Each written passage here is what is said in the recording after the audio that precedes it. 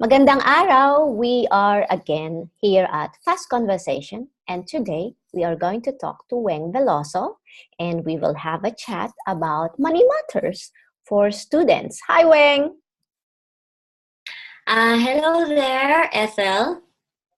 I'll jump into it, but before I do that, just a brief Sure. introduction. Weng is currently completing, almost done now, her master's in Mm-hmm. international development practice at the Monash University Yes. here in Melbourne. But she also is a CPA in the Philippines, and she completed her MBA as well, correct? Mm-hmm. Yes, that's right, And Ethel. Weng is also an Australia Award scholar here. Mm-hmm. Right. Okay, let's Yep. jump to it. Um, my first question, how expensive is it to live in Melbourne? Like, give me some few specific examples. How much does it cost to buy a cup of coffee and things like that? Okay. So, according to the Business Insider 2018 rankings, so Melbourne is the top six most expensive city to live in the world. And in Australia, it's the second most expensive city next to Sydney. So yeah, regarding examples of the typical costs, like coffee would be an average of like 3.5 to $5. Um, if you go to a typical fast food chain, for example, Hungry Jack, so they have a deal for 5.95 for five, which gives you like a small burger, fries, nuggets, soft drinks, and drumstick. Accommodation, the nearer you are to the campus or to the city, it gets more expensive. So it can be at $900, and it can be higher than that. Yeah. So especially for new students, for new Filipino students who come here to Australia, so I think one of the things that really become apparent once they're here is just how expensive the cost of living is. And this may be also because like we have the tendency to always convert, diba, times 40. So whatever expense is in dollars, we convert it into peso. Yeah, which is not necessarily a bad thing though, because like it makes you more conscious of like Your your spending. spending. Yeah. Right. And Yeah. for transportation, a daily trip on the Mikey, the daily cap is Mm. more than $8 now, right? Mm-hmm. Mm-hmm. Yeah, I believe so. If you take an Uber, so if it's just 5 kilometers, you would spend an average of like $12. So that's just like what, a 8 minute trip. Yeah, Mm. $12. If you go to a that's like an equivalent to getting a meal at a restaurant, because meals at restaurants cost around $11 to $15. Right. That's for lunch. And if it's dinner, it's Yes, more yes, expensive. yes, Right. definitely. Okay. So, ballpark, how Yep. much would it cost for living expenses? How much is a safe, modest living, in your opinion? Um, I You get think by with. depends. It depends from person to person. Mm. Because yeah. So Kasi kung yeah. rent pa lang Most expert. halimbawa, Yes. between 700, you can get something for 700 na shared accommodation and then Mm-hmm. Mm-hmm. utilities.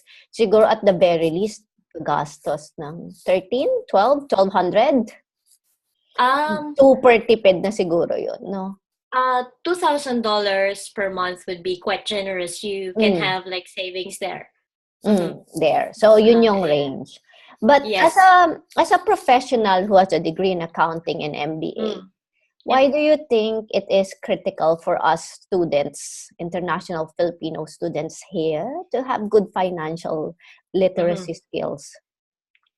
I wouldn't really say that I'm an expert, because I'm still quite learning about it, and financial literacy is not necessarily attributable to our level of education or to having a finance background, because it's something that we can learn for ourselves. Like there are tons of like resources online, and we can read, and we can also learn from other people's and our personal experiences as well. So financial literacy is just basically about knowing what money is and how it works, and knowing about the basic concepts of saving, borrowing, investing, and budgeting. So it's important that we have this kind of literacy because we make financial decisions on an almost daily basis, and it influences the kind of choices that we make. For example, um, knowing deciding on where to eat, what to buy from the grocery, or like choosing the types of clothes that we want to buy. So while money is not the ultimate source of happiness, it can be very stressful if we lack money. Yeah, so Tama. Yeah, I guess that's a it's very important. good point, Weng, saying that we do make financial decisions on a daily basis, and it Yes, influences what we do, where we eat, what we buy, who we go out with, yes, and and one good outcome from having good financial literacy is that you a better quality of life, I suppose, yes. because you make And better choice. sleep at night. That's good, Yeah, yeah. yeah. And talking about better sleep at night, tips so that we Uh-huh. sleep better, knowing that we're Huh. not overspending or we're not Mm. borrowing too much, Uh-huh. or you Mm. know as a Yes. student here in Victoria. Give us a few Yes. tips. So these are so the first things that I'll be sharing are, yeah, just the practical stuff. So almost all that many of the books, financial books that I've encountered, the authors would suggest saving 20% of whatever cash inflow that we have. So cash inflow, that means allowances, or Any money salaries, wages, yeah, any money that comes comes in. into our hands. So we save 20% of that, and we live on just the 80%.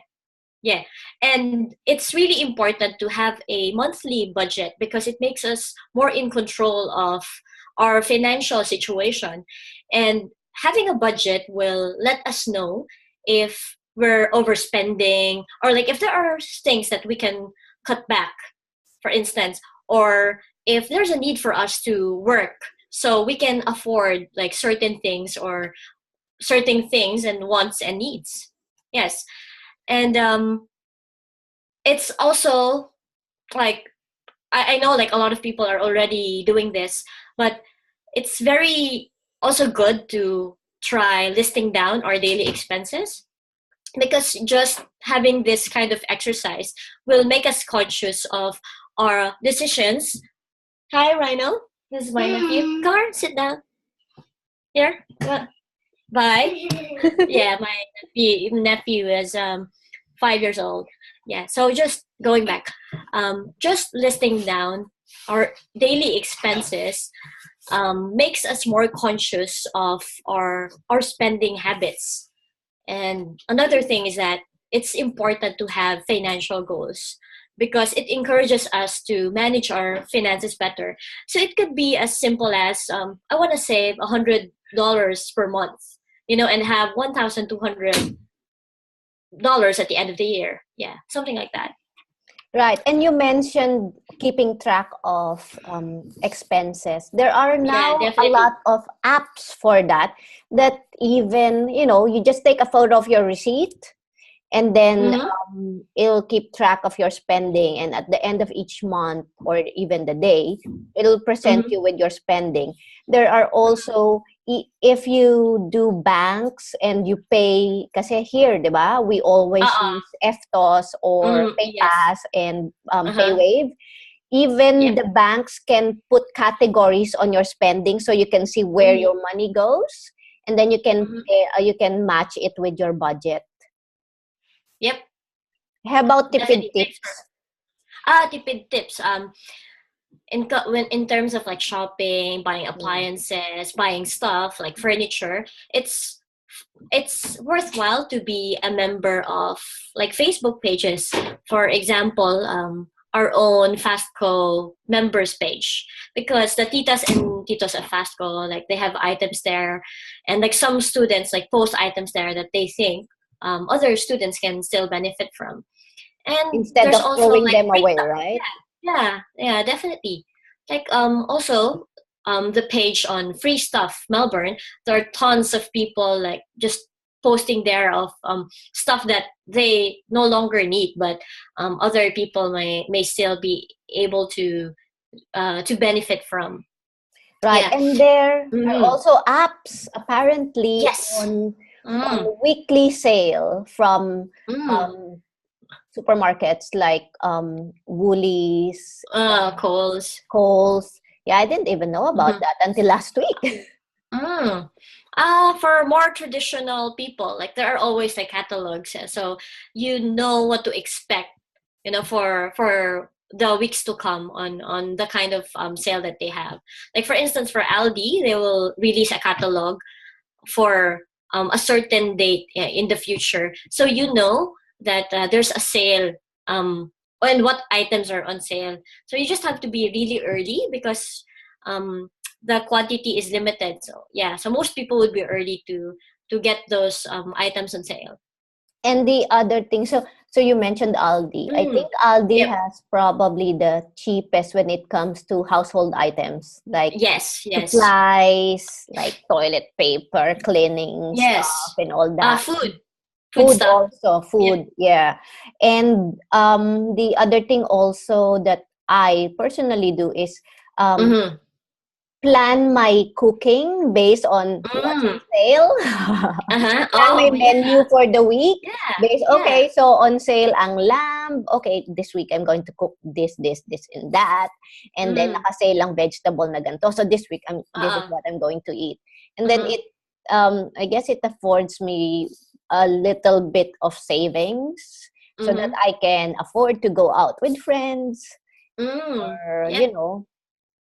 a little bit of other things that are not Yes. bare necessities.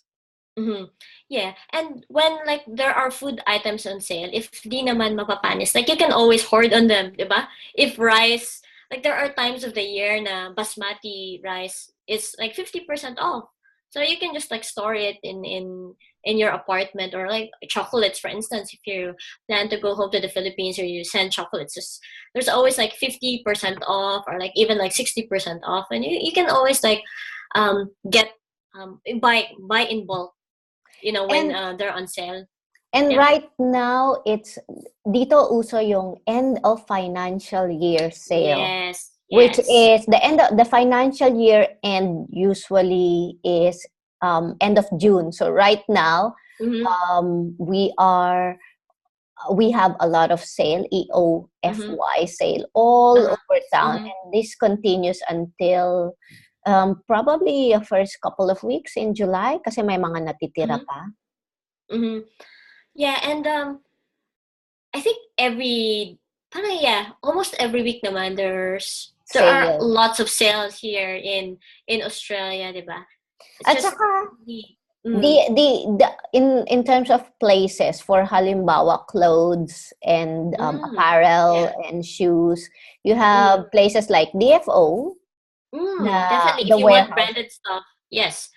Uh, and then like some of my friends, like they buy stuff online kasi Mm, um trustworthy naman yung mga online retailers dito sa Australia, so they mostly sell like original products, mm-hmm. diba? So yeah, most of the stuff that I feel are more expensive in stores I get online.